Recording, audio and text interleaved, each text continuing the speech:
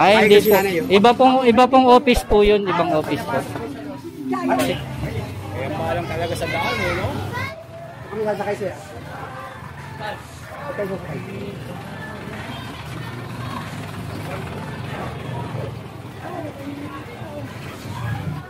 Basta pagtapos magtinda, dapat inuuwi. Huwag sa kalsada.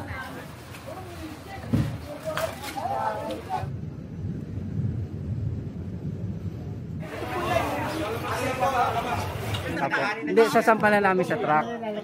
Oo. Ilang beses na sinabihan si nanay. Pangatlo na yata eh. Nay, pasensya nanay ha. Sirving Dodo, sirving. Ay ha, baka mapakyaw yung tinda nyo. Kayo din.